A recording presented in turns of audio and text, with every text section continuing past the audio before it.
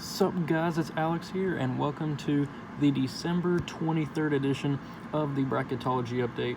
After another week to where the number one team lost, which was Kansas, losing by 1 point to Villanova on the road, which isn't a bad loss by any stretch of the imagination. And as you can see right there, as a 1 seed, it kind of shows in the Bracketology. Joe Lunardi didn't drop them a seed line. We are back. And this time it'll actually be coming out the day of the Bracketology. I know last week it came out on Tuesday, so I apologize for the lateness on that one. It was just a mismanagement of my time. But today I'm dropping it on Monday when it gets produced. So before I get into going over the different seeds and stuff, I wanted to show that on the bubble, as you can see right here, and this is just going to be my little bubble update, we got Creighton, Florida, Georgetown, and Oklahoma State on the last 4 byes. Then last 4 in are NC State, VCU, Oklahoma, and Arkansas. First 4 out, though, Houston, LSU, Illinois, and the next 4 out are Texas, Minnesota, St. John's, Virginia Tech. But I skipped North Carolina because I am just so surprised by what's happened to them this season. It kind of shows, though, that they're a very one-player heavy team. As soon as Cole Anthony went out, they are getting exposed after being a top 2 seed going into the season. They are now projected to be out of the tournament. They're like 7-5, just beat UCLA over the weekend. But man, they won't have Cole Anthony until like the mid to late January. So it'll be interesting to see how they perform up until then, how many more losses they end up getting. Because man, they just look awful without Cole Anthony. But before we get into the Bracketology, I'm just going to go ahead and show you guys the different seed movements and stuff like that. Up here in the West Regional, we got Gonzaga remaining the 1 seed, number 1 overall now, and I don't see that changing anytime soon. Iowa moving up to an 8, Stanford new to the field as a 9, so that was a pretty big jump for them. East Tennessee State now up to a 12, Indiana up to a 6, Oregon down to a 3, New Mexico State is now up to a 14, Florida's down to a 10. I'm going to say this every single time. I was right about Florida going in. As you saw, they were in like the last 4 byes. They have been such a disappointment this season. They were projected to be a 1 seed going into this season, and I called BS on that. I was like, there's no way that actually happens, and it looks like I will be true, or my opinion will be true, so I'm pretty happy about that. Then Baylor is now up to a 2 seed, which is actually pretty impressive for them. They've been looking like a pretty good team this year. They only have 1 loss, and I think it was to Butler. Don't quote me on that, but I'm not 100% sure. But then up here in the East Regional, we got Duke now up to the 1 line. Hofstra new to the field as a 16. Texas Tech up to an 8 now. I mean, they're kind of a team that's hard to read for me. Purdue down now down to a 9. Villanova, I'm kind of surprised remaining at 5. I'd see them as a high-end 4, maybe low-end 3. Vermont down to a 13. Kentucky down to a 6. And I just got to say, as a Kentucky fan, I don't know what the heck this team is turning out to be. It's just been like a group of individuals rather than a team. We are an absolutely horrible shooting team. I mean, we are like number 330 out of 360 teams in 3-point percentage. This team, I mean, we have plenty of time to turn it around, but man, we are not looking good. Oklahoma State is 11. Maryland down to a 3 after losing another one to Penn State.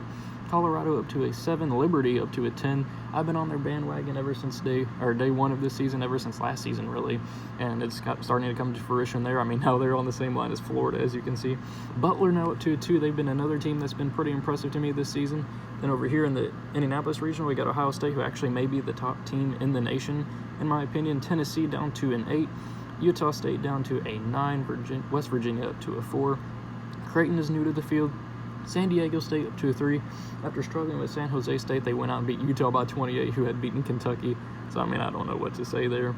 Then Marquette down to a 7. Oh, I forgot to say that Stephen F. Austin was new to the field. We could see Duke and Stephen F. Austin in the Final Four. I know that's not going to happen, but I thought that was pretty funny. Marquette down to a 7. BYU up to a 10. Louisville down to a 2, but that was just because of Duke moving up to a 1. I think Louisville, assuming they probably beat Kentucky this weekend, they'll definitely jump back up to the 1 line.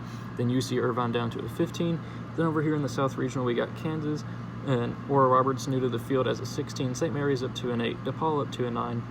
Virginia down to a 5 after losing at home to South Carolina. I don't know what to think of Virginia this season either. They're awful on offense, and their defense couldn't save them in that game. VCU and Arkansas being the playing game there. Michigan down to a 4. Kent State new to the field. Wichita State up to a 6. NC State and Oklahoma are up there on the 11 line, as you can see. Then we got Michigan State up to a 3. Wright State new to the field. Seton Hall up to a 7 after getting a good win. I want to say it was over Maryland. Crap, I think I don't remember who they ended up beating. Maryland might not have lost to Penn State. It might have been Seton Hall. So I may have misspoken on that. Then Washington down to a 10. Auburn up to a 2. And Ryder as the 15. And I already showed you guys the bubble, so let's go ahead and get into my picks for the bracketology. So at first, we got Gonzaga versus the winner of Prairie View A&M and Bethune-Cookman, which obviously is going to be Gonzaga. Then we got Iowa and Stanford. Not really sure enough about these two teams to really give an analysis. I'm just going to go with Iowa being the higher ranked seed. Then we got Memphis versus East Tennessee State. As much as I want to pick Memphis or East Tennessee State winning that one, Wiseman is now confirmed to not be playing. He disenrolled. I forgot. He just left Memphis and all that. So I think by the time the tournament gets around, Memphis will have gotten used to be playing without him. I think they get the victory there. Plus, I've been ragging on Memphis in recent bracketology videos, so gotta give them credit, the benefit of the doubt on that one. I think Florida State would beat Louisiana Tech. Indiana, I think, would beat Georgetown. Indiana's actually been a pretty impressive team so far this season. Oregon, I think, will beat New Mexico State. Then we got Florida losing to Xavier. These two teams played earlier this season. I don't know why they're matched up here. I thought that two teams that played in the regular season couldn't play each other in the first round, but I may be misspoken on that one. But I got Xavier winning there because I think they had beaten Florida earlier in the season. Baylor would beat Northern Colorado. Then moving down here, we got Kansas beating Oral Roberts. I mean, obviously, they're the 1 seed, so they'll win that game. DePaul, I think, will lose to, I think his name is Jordan Ford in St. Mary's. Then we got Virginia beating the winner of VCU and Arkansas, which I think, honestly, at this point, would probably be Arkansas. Michigan, I think, would be Kent State. Then we got Wichita State beating the winner of NC State and Oklahoma, which I think would be Oklahoma. Michigan State, I think, will end up beating, I can't click these right now. Michigan State will beat Wright State.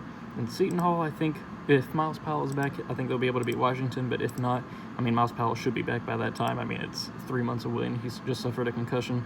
Then we got Auburn beating Rider, if I can click it correctly. There we go. Now we'll go up here to the top right regional. I'm sorry that I'm not doing this on Brackify. They shut down, and I'll have next week to where I can research new options and stuff like that to make it more viewer-friendly for you guys, where you're not staring at an Excel screen for the entire time. So I guess we'll kind of see what happens with that. Duke, I think, will beat Hofstra here, as you can see. Then we got Texas Tech beating, or I think they'll end up losing here to Purdue. I know they ended up beating Louisville early in the year, but we got to get some upsets on this. We got to get some fun stuff going on. Villanova, I think, would beat Yale. Then we got Dayton beating Vermont. You guys know I'm a Dayton believer this season. Kentucky, I think, will beat Oklahoma State. Then Maryland, I think, will lose to Georgia State. I think that they'll be able to move on. Or no, Maryland will beat Georgia State. I don't know why I said that they'd lose to Georgia State. My bad on that one. But then we got Liberty pulling off the upset here, 10-7. I really, as I said earlier in the video, really like Liberty. Been on their bandwagon. Then we got Butler beating Colgate. Ohio State beating the winner of Radford and St. Francis, which, I mean, that doesn't really matter. Utah State, I think, will beat Tennessee. Utah State was supposed to be like a 5 seed going into the season. They've kind of disappointed so far, but I think they'll be able to turn around by the time the tournament comes. Arizona, I think, will beat Northern Iowa. I know Arizona lost last night to St. John's, but they'll be able to get the victory there. Then we got, I'm going to go with the 13 seed Belmont beating West Virginia. West Virginia's been a big surprise this season after finishing like last in the Big 12 last year. They're now projected to be a 4 seed, which is pretty crazy, but I got Belmont upsetting them. Then Penn State, I think, will beat Creighton. San Diego State will beat Stephen F. Austin. Then we got Marquette with Marcus Howard beating BYU, and then Louisville beating UC Irvine. So then for a spot in the Sweet 16 that I got called out last video, it's just like nobody, that little colon and nothing happening, and then Alex saying for a spot in the, which I think was a pretty cool comment. But for a spot in the Sweet 16, we got Gonzaga beating Iowa. Then we got Florida State with Leonard Hamilton beating Memphis.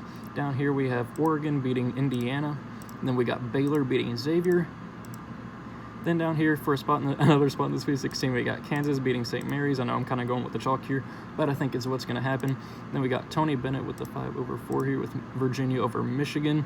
I think Virginia's a more disciplined team, and Tony Bennett knows how to get his teams rolling in the NCAA tournament, the UMBC loss notwithstanding. And then we got Michigan State. I think they'll be able to figure it out in time to beat Wichita State. And then I got Auburn. They're just a better team with Bruce Pearl. And then Seton Hall with just Miles Powell. So then for a spot in the Sweet 16 over here, I was trying to stop saying it. We got Duke beating Purdue. And we got Villanova with Jay Wright beating Dayton. As much as I want to move Dayton on there, I just got to go with Villanova. Then as much as I want to move Kentucky on my team, we've just shown nothing this season to make me believe that we could beat Maryland. So I'm going to put Maryland moving forward there, and then Butler beating Liberty, as much as I'd love to see Liberty winning that one. Ohio State, I think, will beat Utah State. And then we got Arizona beating Belmont. As much as I don't want to put Belmont moving on, Arizona just has the talent to overwhelm them. Then I'm going to go with a 6/3 here. I'm going to go with Penn State beating San Diego State. I've watched a couple Penn State games this season, and they've actually been pretty impressive. I know they blew a 21-point lead to Ole Miss, but I don't think that'll happen again. Then we have Louisville beating Marquette. Then for a spot in the Elite Eight, we have Gonzaga and Florida State. These two teams played, I think they played earlier in the tournament last year. I don't know, I can't remember who ended up playing each other, but I think Gonzaga will end up winning this game. And we got Oregon, I think, beating Baylor here, 3/2. Really like Oregon this season, and then now with the debut of Infali Dante, I don't know how to say his name. I think they get the victory there. Then Kansas and Virginia. I'm gonna go with Virginia pulling off the upset here. Number 1 team went down this past week, and I think they lose again to the 5 seed Virginia. And then Michigan State will be Auburn with Cassius Winston. And then over here in the top right regional, we have Duke, I think, will be able to beat Villanova. And then Maryland, I think, will beat Butler with the 1 versus 3 there in that regional matchup. And we got Ohio State beating Arizona. And then we have Louisville beating Penn State. So for a spot, once I get this. So for the spot in the Final Four, we have Gonzaga versus Oregon.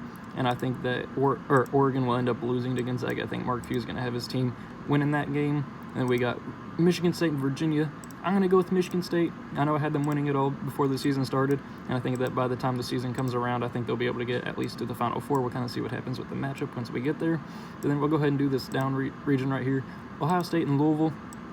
I'm actually going to go with Louisville here. I think they're a better team, coached by a better coach in Chris Mack. I know I have a couple of Ohio State fans that watch my videos. They won't be very happy with that. But Ohio State is also outperforming my expectations so far, so we'll kind of see what happens with that. Then we have Duke versus Maryland. I'm going to go with Duke with Mike Krzyzewski. I think they're going to be able to move on there as the 1 seed, which sets up a 1 versus 3 over here, and then a 1 versus 2 over here. So for a spot in the national championship game, we have Michigan State, I think, beating Gonzaga, and then Duke beating Louisville. Those two teams will play at least once here in the regular season. It'll be interesting to see how that goes, which sets up Michigan State versus Duke in the national championship game. As much as I hate to say it, I think Duke's going to win. Right now, they're the number 4 team in the nation, earning the number 2 seed according to Joe Lunardi, and I think they get the victory in the national championship. So, thank you guys for watching. Hope you enjoyed it. Be sure to leave a like and subscribe if you enjoyed it, or if you are new. Let me know what you guys think about the bracketology in the comment section below, and I will see you all later. Thanks for watching.